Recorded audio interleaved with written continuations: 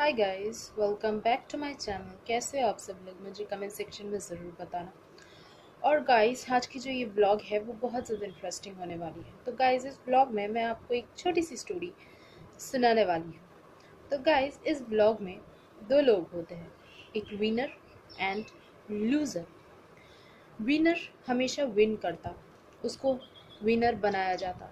उसके सराउंडिंग जितने भी लोग थे उसको विनर बनाया करते। उसको हमेशा मोटिवेट किया जाता, उसको हमेशा सराहा जाता, उसको हमेशा हर तरीके की सपोर्ट, कम्युनिकेशन एंड प्यार उसको मिलता। तो गाइस, जो लूज़र होता वो लूज़र को ना उतना प्यार, ना उतनी मोहब्बत, ना उतना सपोर्ट, ना उतना केयर, ना उसके लिए दुआ, कुछ भी नहीं किया जाता। लूज़र जो है वो हमेशा एक साइड में अपनी ज़िंदगी को बचाने की कोशिश करता। एंड लूज़र हमेशा यही सोचता विनर को देख के कि काश मैं विन कर पाता। And I also wanted to win, I also wanted to survive, I also wanted to lead a fulfilling life। ये विनर, ये लूज़र की सोच होती जो विनर फुलफिल होने नहीं देता।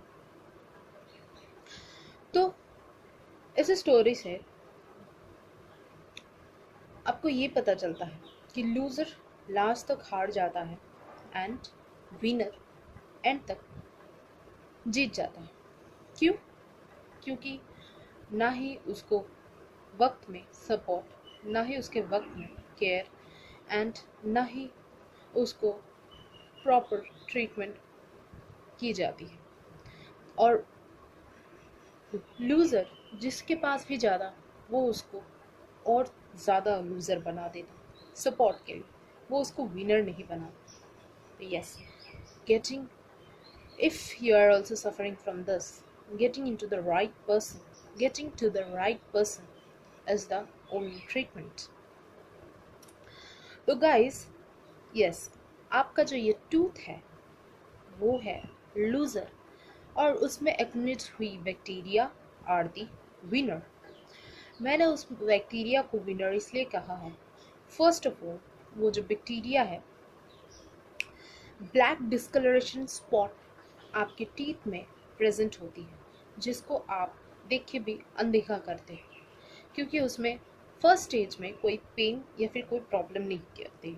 शायद एस्थेटिकली भी वो आपके दांत के पीछे हो और आपने उसके ऊपर ध्यान नहीं दिया होता, तो उसको डेंटल केरीज में वो परिवर्तित होता है। तो डेंटल केरीज जब भी होती है तो वो बैक्टीरियाज होती है। बैक्टीरियाज ग्रुप बना के उस जगह को में एक्युमुलेट कर जाती है एंड परमानेंट रेसिडेंट बन जाती है आपके टीथ की। तो गाइज, लूज़र कभी हारना नहीं चाहता। उसकी डिज़ायर थी कि वो भी जी सके, वो भी फ्लॉन्ट कर सके, वो भी नरिश्ड हो, उसकी भी प्रॉपर टेकिंग केयर हो, उसे भी हर तरीके का support and love and nourishment care मिल सके। तो उसकी यही डिज़ायर थी। तो लूज़र मरते मरते भी आपके दांतों में, आपके मसूड़े में पेन कॉज करता है, बहुत ज़्यादा दर्द आपको देता है। दर्द तभी होती है जब वो दांत मर रहा होता है, वो आपसे सपोर्ट चाह रहा होता है, आपको सिग्नल एंड मैसेज दे रही है कि उसे बचाया जा सके। वो बचाने के लिए आपको, ताकि वो बच सके, आपको बार बार वो पेन महसूस करवा, because tooth has no words to say, it's only words जो वो बोलता है वो है पेन। वो पेन कॉज करके आपको वो सिग्नल भेज रहा है फॉर अ बेटर ट्रीटमेंट। तो आप इस स्टेज में डेंटिस्ट के पास जाते हो। डेंटिस्ट के पास और कोई उपाय नहीं रहते, दो उपाय रहते हैं। अगर आपके दांत में बैक्टीरिया ने बहुत ज़्यादा घर कर लिया, सड़ गया है, उसको बचाना मुश्किल है, तो अगर वो आपके मसूड़ों में वो दांत रहेगी तो और ज़्यादा इन्फेक्शन कॉज करेगी, आपके बाकी के दांत को भी ख़राब कर देगी। इसलिए डेंटिस्ट के पास एक ही ऑप्शन रहता है, उसको एक्सट्रैक्ट करना, उसको निकाल देना।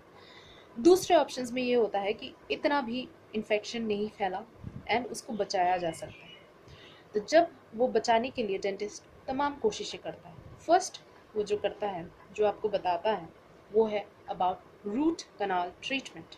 डेंटल केरीज बैक्टीरियल इन्फेक्शन, जिसको आप हिंदी में कीड़ा लगना बोलते हैं, तो इस स्टेज में आपको रूट कनाल ट्रीटमेंट के बारे में बताया जाता है। इस ट्रीटमेंट में क्या होता है, आपकी जो बैक्टीरिया है जो आपके टॉप मोस्ट लेयर में होता है एंड उसके बाद रूट में भी फैल जाती है, ब्लड सप्लाई तक एंड अपाइकल रीजन में तक फैल जाती है, उसको रिमूव किया जाता है।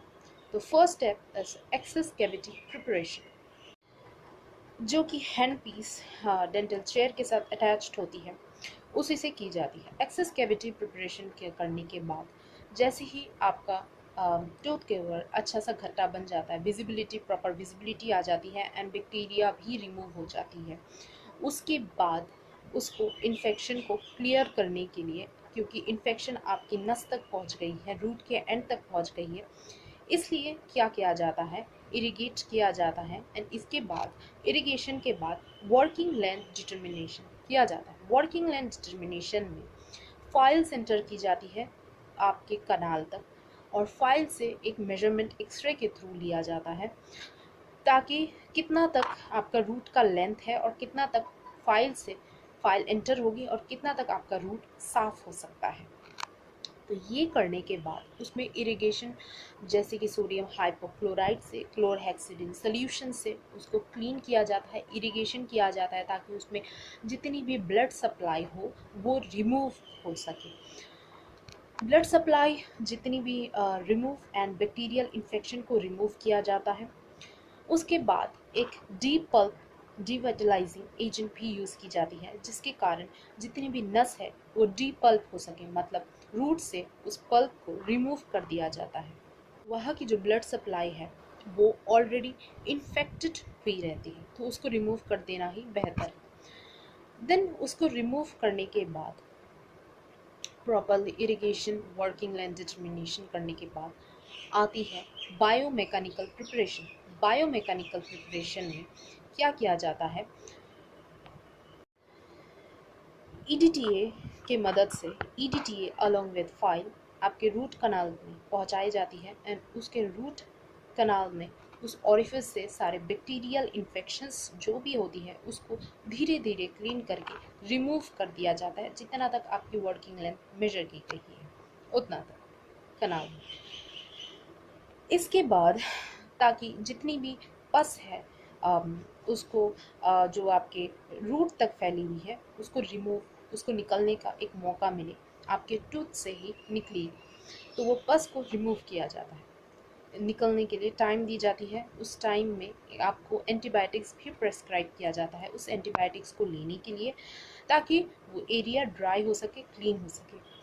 उसके बाद वहाँ पे कनाल में कैल्शियम हाइड्रोक्साइड जैसे पेस्ट, देन या फिर MTA मिनरल ट्राईऑक्साइड एग्रीगेट जैसी पेस्ट इस्तेमाल की जाती है। ट्रिपल एंटीबायोटिक्स भी इस्तेमाल की जाती है। तो बहुत सारे पेस्ट आती है, वो डिपेंड करता है कि आपका जो कंडीशन है कितना ख़राब एंड वर्स है, परफोरेशन है या नहीं है, उस हिसाब से वो पेस्ट लगाई जाती है, जो कि डेंटिस्ट उस वक्त सोचता है आपके कंडीशन को देख के। तो ये सारे पेस्ट से आपके कनाल को ड्राई किया जाता है एंड उसके बाद ड्राई करने के बाद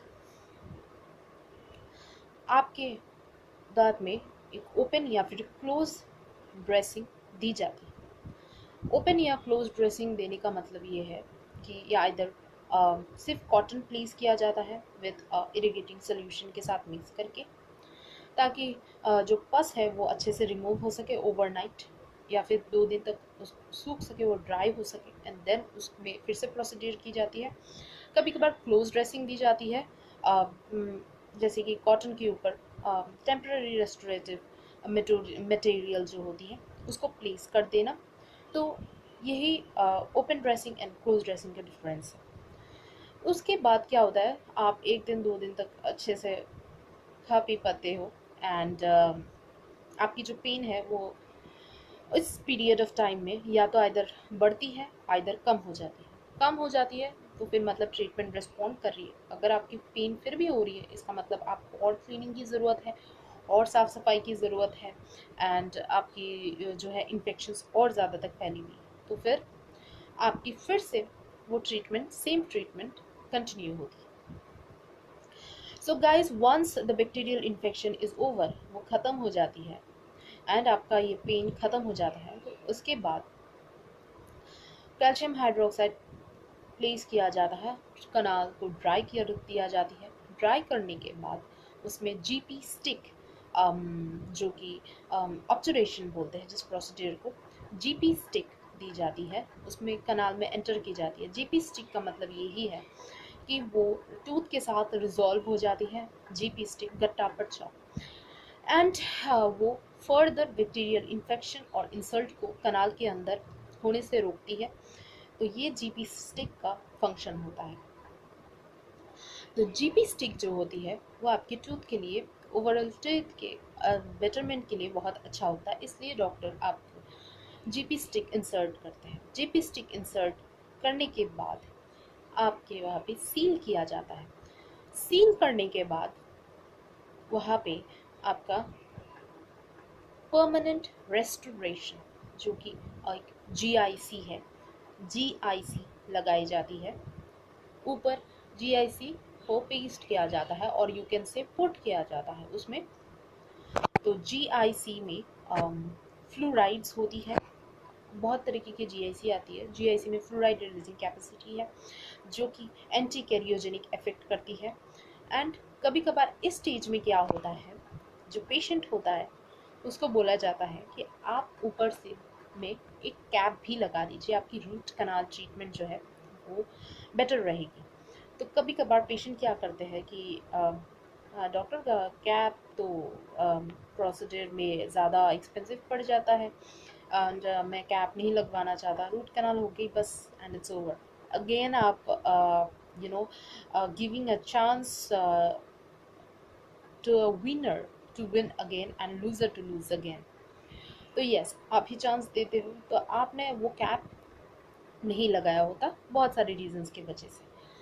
तो कैप जब आप नहीं लगाते तो उसमें फिर से बैक्टीरियल इन्फेक्शंस होने के चांसेस रहते हैं, क्योंकि आप रोज़ ही उसमें खाना खा रहे हो एंड कोई प्रोटेक्टिव लेयर नहीं है, कोई प्रोटेक्टिव कवरिंग नहीं है, तो उसी कारण आपके फिर से इन्फेक्शंस होने के, री इन्फेक्शंस होने के चांसेस भी रह जाते हैं। तो मे भी 2-3 साल तक आपका ठीक रहता है, फिर 2-3 साल के बाद आप देखते हो कि पेन हो रहा है, कभी कभार तो 10 दिन में भी हो जाती है कैप के बिना। तो आपने वो प्रोटेक्शंस नहीं दी होती। तो कैप लगाना इस स्टेज में बहुत ज़्यादा इंपॉर्टेंट है ताकि आपके दांत को प्रोटेक्शन मिल सके, इट्स अ मैंडेटरी। तो गाइज, रूट कैनाल करा के फिर ना छोड़े, आप प्लीज़ कैप भी लगवा लीजिएगा। तो कैप लगाने के बाद कभी कभार सारा प्रोसीजर हो जाता है। तो प्रोसीजर होने के बाद आपकी जो ये टीथ है वो 100% गारंटी है कि वो हील हो जाती है, ठीक हो जाती है। बट कभी कभार कुछ केसेस में ऐसी होती है कि इन्फेक्शंस होती है, फिर से पेन होता है, तो उसके बहुत सारे कारण हो सकती है। आइदर उसमें कैनाल है, उसमें इन्फेक्शंस फिर से हो रही है, आपकी इम्यूनिटी कम है, तो बहुत सारे इन्फेक्शंस। बट ये सारे केसेस बहुत कम होती है। नॉर्मल केसेस में 90 to 100% इस केसेस में वो हील हो जाती है, बट देयर आर फिर भी एक्सेप्शंस। तो guys, this is the root canal treatment procedure. It's in your hand कि आप विनर को विन करवाना चाहते हो एंड लूज़र को लूज़ करवाना चाहते हो। ये सब कुछ इंसान द्वारा क्रिएट की जाती है। तो guys, it's in your hand. So guys, मैं आपको रेकमेंड यही करूँगी कि this time don't let loser lose and winner win. This time, help yourself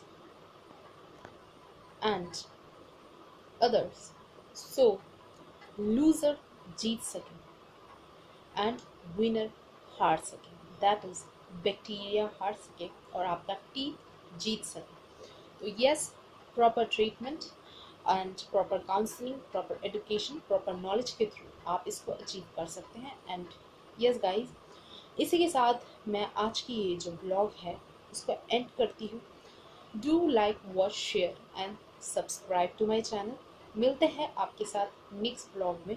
till that, tata, bye bye, take care, see you.